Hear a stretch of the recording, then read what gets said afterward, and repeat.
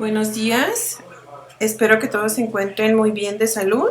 Continuamos con nuestro curso y el día de hoy vamos a seguir hablando sobre generalidades de parasitología. Los parásitos han tenido que adaptarse a dos medios ambientes. Uno, que va a ser su microambiente, que es el hábitat dentro del hospedero que inmediatamente lo rodea, así vamos a decir su casita dentro del huésped, ¿sí? Ese es su microambiente, y al macroambiente, al hábitat del huésped también en general. ¿Okay? Entonces, los parásitos tienen esta capacidad fabulosa de poderse adaptar a estos dos tipos de hábitat. Entonces, ahora, estos ambientes son específicos para el parásito. Los parásitos dentro de un huésped van a ocupar un sitio específico o predeterminado. ¿Sí? No llegan a cualquier lugar. Los parásitos han ido evolucionando y han ido adaptándose a diferentes huéspedes. ¿Okay? Entonces, dependiendo del sitio que habitan en el huésped, vamos a tener dos tipos de parásitos, intracelulares o extracelulares. Intracelulares cuando habitan en el interior de la célula huésped, es decir, cuando entran al citosol de una célula huésped. Y a ese tipo de parásitos se les conoce también como endoparásitos.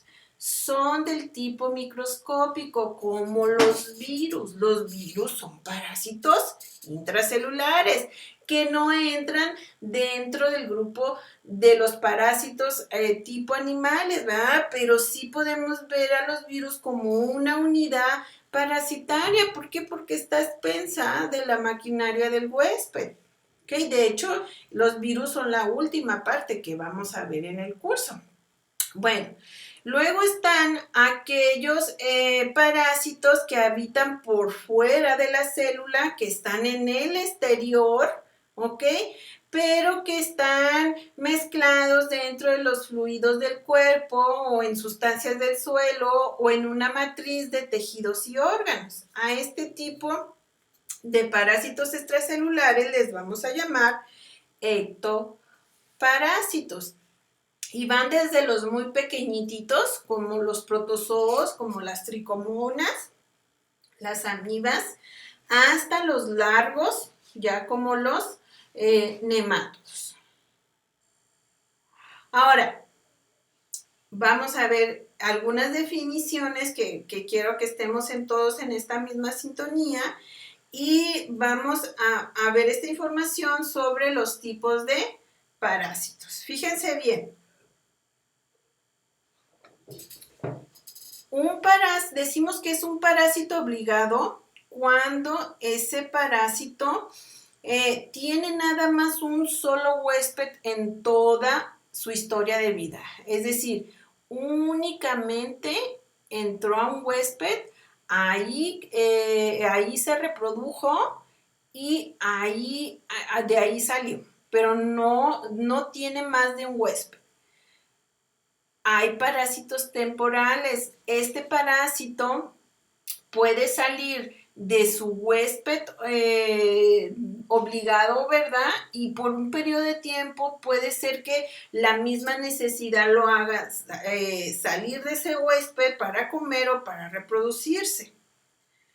Hay parásitos facultativos, que son normalmente parásitos que tienen que estar en un solo huésped, pero eso no les limita que si se salen de huésped no puedan seguir viviendo, ¿ok?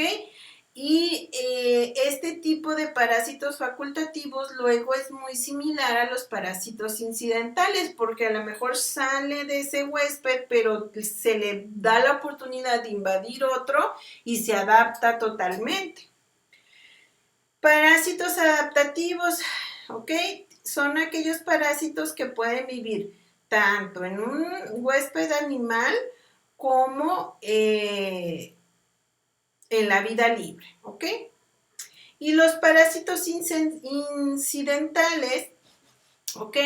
Este tipo de parásitos es muy similar a los facultativos, les digo, llega de manera incidental a un nuevo huésped y de allí puede adaptarse y vivir, aunque no tiene la misma capacidad de vivir como lo puede hacer en su huésped normal. Ok, bueno, ahora, ¿qué tipos de hospederos existen? El hospedero, acuérdense que va a ser dónde va a estar el parásito. Este hospedero podemos tener de dos tipos, un huésped definitivo o un huésped intermediario. El huésped definitivo es el hospedero, donde el parásito alcanza la madurez sexual. Este hospedero alberga la forma adulta del parásito. A ese le vamos a llamar huésped definitivo. Y luego el huésped intermediario es el huésped donde se localiza el estado larvario. Este huésped, generalmente en el huésped intermediario, el parásito se va a reproducir de forma asexual. Bueno, ¿cómo puede entrar un parásito al huésped? Puede entrar de tres maneras. De manera oral, ¿sí? Hay parásitos, ¿verdad?, que pueden entrar a través de la vía de los alimentos o el agua. Sí, hay algunos parásitos que producen huevecillos y esos huevecillos pueden contaminar los alimentos y cuando el huésped, en este caso podemos ser nosotros o otro mamífero superior, ingiere esos alimentos, pues de esta manera entran los estados larvarios que son infecciosos a nuestro organismo.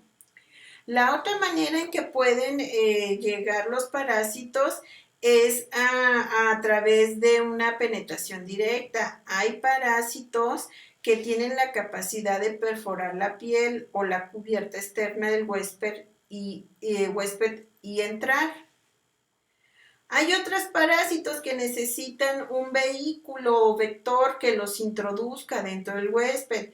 Este es el caso de los artrópodos, ¿no?, que van y pican al vertebrado y al momento en que lo pican, a través de sus probóscides inyectan sus fluidos y ahí va el parásito. La otra manera en que puede entrar un parásito por un vector es que en este vector el parásito se empiece a reproducir y a través de las excretas que deja el vector en el huésped, en la superficie, en la piel, ahí en esas excretas se queda el parásito y al momento en que el huésped se rasca, pues por ahí ya se introduce a través de la herida. Bueno, ahora, ¿cómo puede salir un parásito del huésped?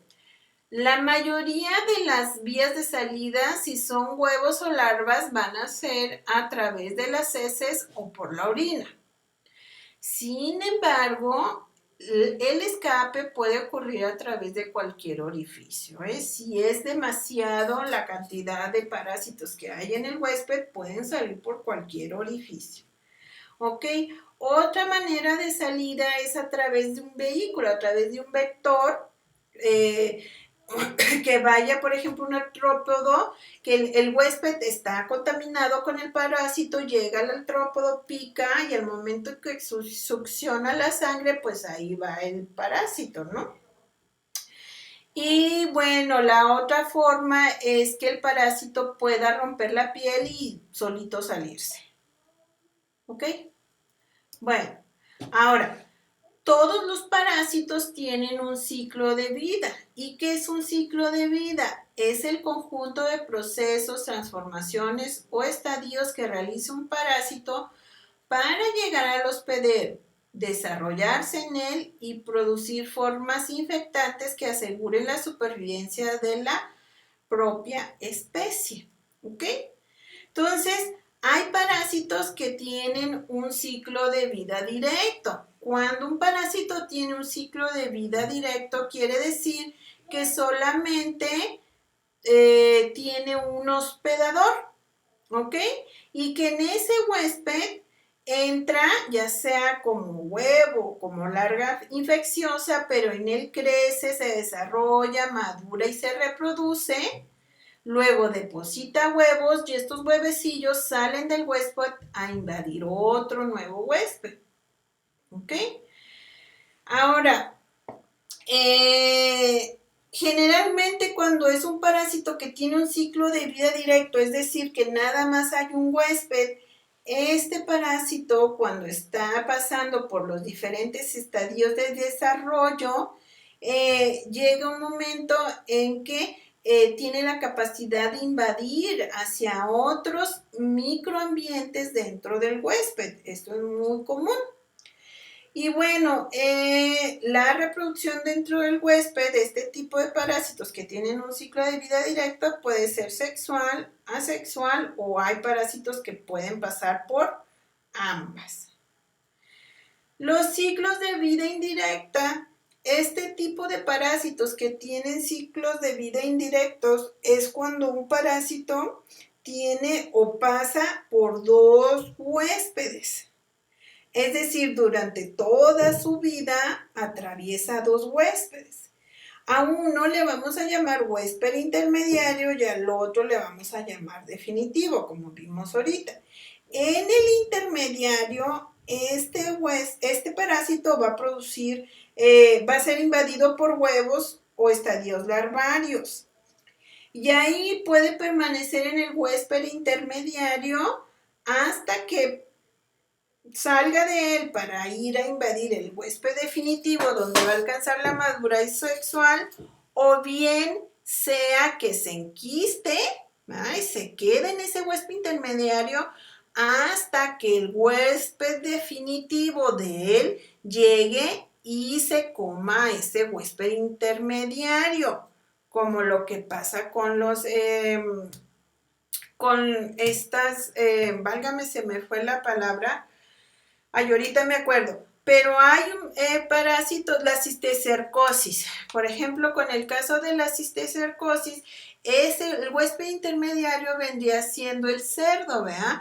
Ahí las larvitas se enquistan y se quedan en el musculito del cerdo hasta que nosotros, los humanos, que somos el huésped definitivo de la tenia solitaria o de la tenia solium, ¿verdad? Nos comemos ese músculo, ¿ok?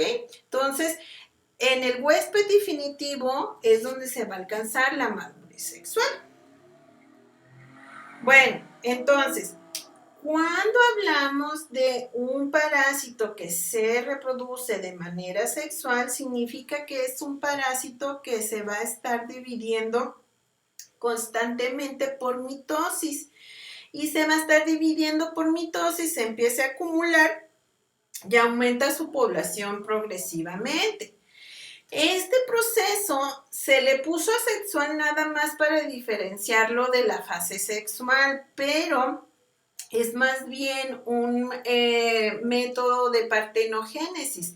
La partenogénesis es esto, ¿verdad? Que una célula se empieza a dividir, a dividir, a dividir, a dividir.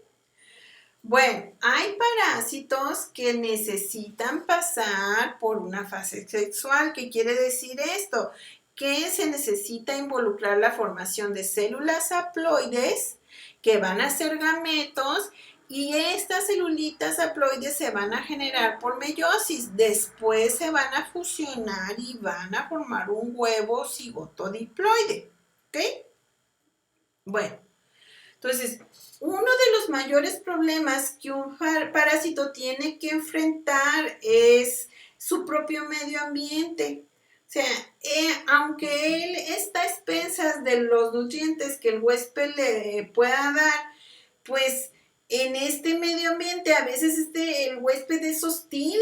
O sea, en ese mismo ambiente donde él vive, crece, se reproduce, en ese mismo ambiente a veces no lo quiere, ¿verdad? Hay veces que el hospedador, pues en cuanto detecta que es algo extraño, empieza a activar todo su sistema de defensa para destruirlo. Entonces, Este animalito que únicamente, les decía yo al principio, se ve como hasta de una manera indefensa, porque nomás está a expensas de a ver qué le dan, ¿verdad? Pues hay veces que ese ambiente de ahí se convierte en su peor enemigo. ¿Por qué? Porque el huésped trata de destruirlo. Y entonces aquí pues se vuelve toda una odisea para el parásito poder sobrevivir en el huésped, porque no puede estar fuera del huésped porque de ahí come. Entonces, el parásito en sí siempre va a tender a llegar a un equilibrio con el huésped. Al parásito no le conviene destruir al huésped. ¿Por qué? Porque de ahí se va a estar alimentando. Entonces, los parásitos generalmente viven por tiempos muy largos dentro del huésped o generan una relación, un tipo de infección crónica donde el huésped en muchas de las veces se acostumbra a ese otro organismo y ya ni siquiera reacciona. Entonces, cuando se llega a este equilibrio, tenemos por un lado que el huésped deja de reaccionar contra el parásito y el parásito se empieza a alimentar adecuadamente.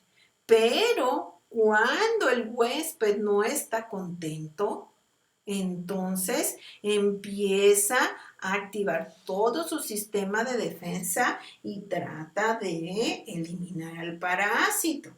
¿Ok? Y bueno, hay ocasiones en que el parásito, ¿verdad? Sin quererlo, obviamente, porque no quieren matar al huésped, lo daña, ¿sí? Y genera entonces una patología en el huésped. Ahora, fíjense bien, como les decía yo ahorita, el parásito no le conviene eliminar al huésped. Los parásitos son muy longevos, generan parasitosis crónicas con el huésped y se prolongan por meses y años. Ahora, las patogenias de los parásitos son muy variables, ¿no? La mayoría de los parásitos no son altamente virulentos. Muchas veces la patogenicidad, como vamos a ver ahorita, se da por la misma respuesta del huésped o por la cantidad de parásitos que se empiezan a acumular en el huésped. ¿Ok? Bueno, entonces, ¿cómo se lleva a cabo el mecanismo de patogenia? Pues primero, para que la patogenia se dé, pues primero tiene que haber una vía de entrada del parásito al huésped. Ya vimos que puede ser por ingestión o por penetración, ya sea directa o bien utilizando un vector. Entonces aquí pues va a depender del tamaño y la cantidad de parásitos que entraron al huésped. Luego, después de esto, pues ya logra atravesar, penetrar al huésped, a eso le vamos a llamar invasión, y dependiendo de si es un endoparásito o un ectoparásito, pues va a llegar hacia su célula u órganos específicos. Ahora los parásitos, en cuanto el huésped se da cuenta de que eso es algo extraño, activa su sistema inmune. Los parásitos son buenísimos para evadir al sistema inmune. ¿Ok? Cuando ya se reproducen y empiezan a crecer, hay veces que sus mismos desechos se empiezan a acumular en los fluidos del huésped y eso empieza a ser tóxico para el huésped y empieza entonces a lesionarlo, destruyendo tejidos. O bien puede ser que empiecen a acumularse tanto en número que empiezan a obstruir los órganos y esto entonces hace que se dañen. Bueno, entonces, ¿qué tipos de daños provoca el parásito en el huésped? Puede ser un daño mecánico, ¿verdad? Puede ser que sean tantos que se acumulen que empiecen a obstruir los órganos. Puede ser que sean parásitos que migren en sus diferentes estadios de desarrollo a otros tejidos. Puede ser que el tipo de daño sea que estén agotándose los nutrientes del huésped, es decir, que eso lleve a una desnutrición del huésped. ¿Por qué? Porque están compitiendo por los nutrientes. ¿Ok? Yo no sé si ustedes han oído, ¿no? De las personas que tienen, que están bien delgaditas, que dicen es que tiene la lombriz solitaria, ¿no? Pues sí, pues es que es una lombrizota, ¿verdad? Que está absorbiendo los nutrientes del intestino. Ahora, lo que les decía ahorita, muchos de los residuos metabólicos del parásito al acumularse en el huésped se convierten en toxinas, en sustancias tóxicas para el hospedador. Ok, bueno, y lo que les decía ahorita los parásitos son muy buenos para evadir el sistema inmune. Están cambiando constantemente sus proteínas de membrana y esto hace que la respuesta del sistema inmune actúe con poca eficiencia para destruirlos. Bueno, y entonces, ¿cómo responde el huésped hacia el parásito? Aquí vamos a hacer una pausa para que ustedes revisen estas 3 clases que están ya en la plataforma, que sería la forma en que el huésped responde al parásito. Los que llevaron microbiología conmigo, recuerden todo lo que hablamos del sistema inmune. En estas 3 clases que se llaman primera línea de defensa, segunda línea de defensa y tercera línea de defensa, aquí estas terceras clases que ya están ahí en su plataforma, ahí les hablo de toda la respuesta inmune que se monta contra un microorganismo patógeno, como los parásitos. Entonces, aquí voy a parar. Desde ahorita les digo que esas 3 clases forman parte de esta clase. Entonces, les sugiero que las estudien porque viene en el examen. ¿Ok?